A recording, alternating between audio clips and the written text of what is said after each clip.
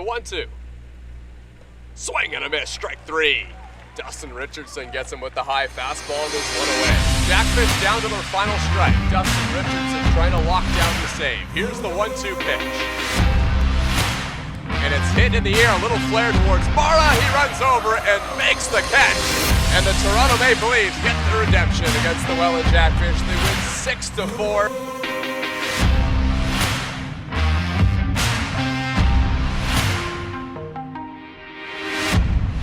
All big news out of Toronto today. The Maple Leafs signed former big leaguer Dustin Richardson as their GM for the 2025 season.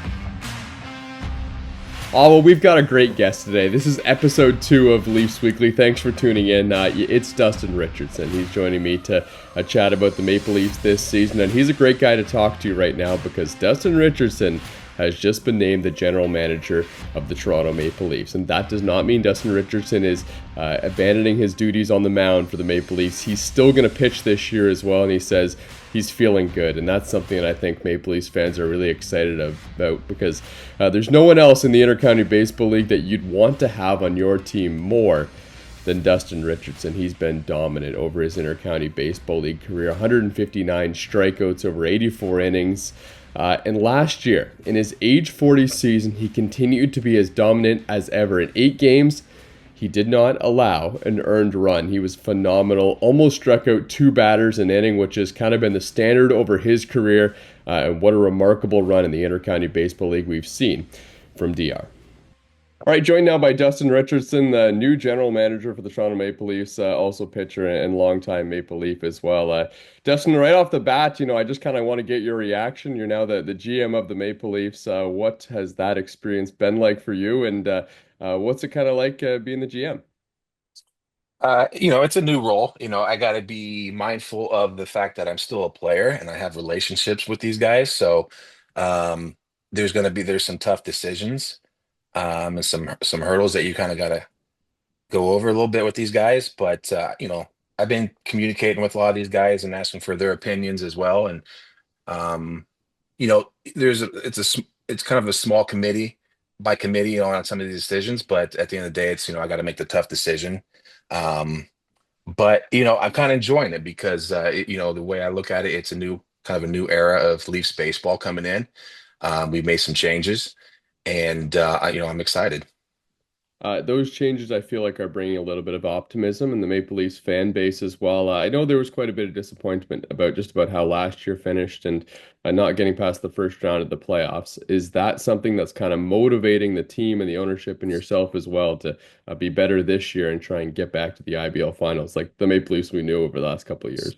Absolutely. Our guys are competitive. We like to, they're competitive. So last year didn't sit well with us, how things ended in Barrie. And so right now our group chat is, it's called the Revenge Tour. So, we've been busy earlier in the off season more than usual. I think, involving guys kind of get them going a little more motivated sooner than later and be prepared for the beginning of the season, right? Instead of using that first month to kind of get your feet wet a little bit. So hopefully, guys are now kind of moving around earlier, and hopefully that should show. So some changes in the Maple Leafs organization, lots of new players coming in. I just got to touch on this one right now. Ayami Sato has just been fascinating to kind of see what she's done in women's baseball. And now coming here to play with men in the Intercounty Baseball League. It's going to be, a historic day on opening day when, we get to see her wear the Maple Leafs uniform. But just from your perspective as the general manager, what have you seen from her and what kind of expectations can Leaf fans have for her this season? Yeah, I mean that's exciting. We're in full support of her, and she's one of us, so we're happy to have her. And I know she can pitch, right? She can pitch. It's just a matter of her being able to mix up her pitches, keep the hitters off balance. We're excited to all see her. So it's a bigger deal than I think most people. They're not. When they see her, because they're trying to do a women's baseball league as well, right? Which it's awesome. It's great for the women and everything. Um, but we're excited to have her, and we're interested. We're curious to see how she does. How excited are you about the imports and the import arms that the Maple Leafs have been able to bring in? Yeah, I mean, we definitely had to make some changes on the import side as well. And right now, have good contact with down in Dominican with Angel Castro, and he sent some good players. So, um, I'm excited for my I'll call them my Latino warriors, right? So I'm excited for those guys to come in and just do what they do, is play baseball and help us out. If Willie's the same guy that he was the year before, get back to that guy. Um, I'm excited for the year. Let's just say that we've been flying on the radar a little bit, which is fine by me. I want our guys just to show up and ready to compete. So we had some issues on the defensive side and on the pitching side as well. So hopefully we're able to fill those with guys that you got to cut down on the walks for sure, and you got to make the plays. So offensively, our guys, they've always been there. Just keep hitting, keep doing your thing, and I expect us to do good things this year.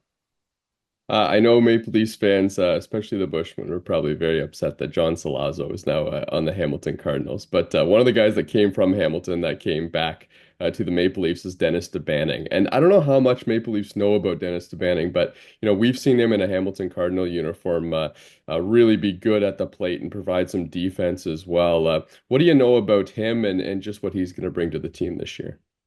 Exactly what you just said. We needed some more youth and some more speed on the team. Salazzo, we're going to miss him. Big bat in the lineup, we're going to miss him, and we have a hole to fill still at third. But Salazzo, we had a long chat, and he, I said, Salazzo, do whatever makes you happy, brother. So that's what he wanted, and best of luck to you. I'm gonna wear you out and right in the ribs when I see you, Salaz, first pitch. So. Um, but we move on, and we filled some holes in defense as well.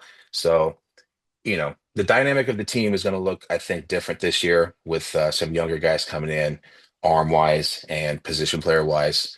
So um, we're ready to play some baseball. Yeah, I can't wait to see you face John Salazzo for the first time. That's going to be fascinating for Intercounty Baseball League fans. Just kind of on that topic, you're pitching again this year.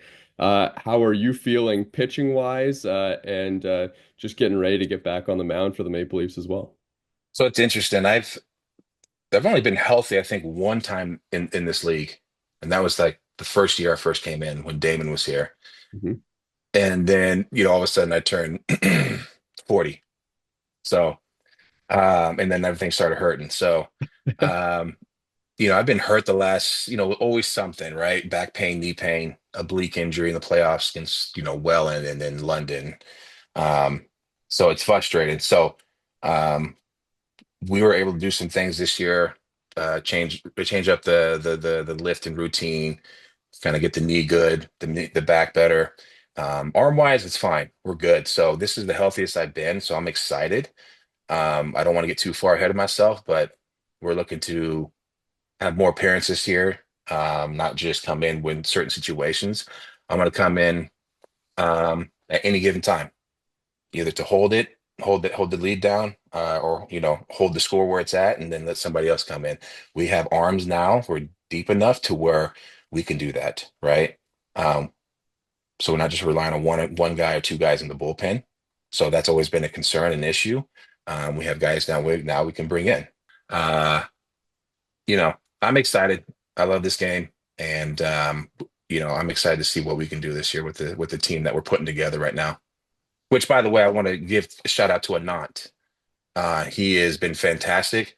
Him and I have been on the phone ever since the season ended last year in Barry. I remember that conversation we had in the parking lot, and it wasn't until a month and a half ago, maybe 2 months ago, when him and I and Brian, you know, it must be a Canadian thing to eat at a Chuck's Roadhouse. Is that a thing? Is that super Canadian or something? I don't Because know. that was the meetup spot, and then that's when they asked me to be the GM, and I was like, nah, I'm good. I just want to go out there and play, right? But I agreed to it. There were some conditions, but I agreed to it, and I'm happy with the decision.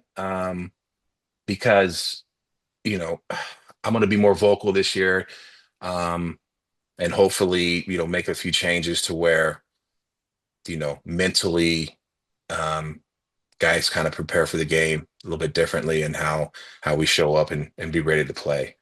So even though you said you haven't been healthy since the 2018 Mm. season, you've still been very effective, even if you are injured. 159 strikeouts in 84 innings. What?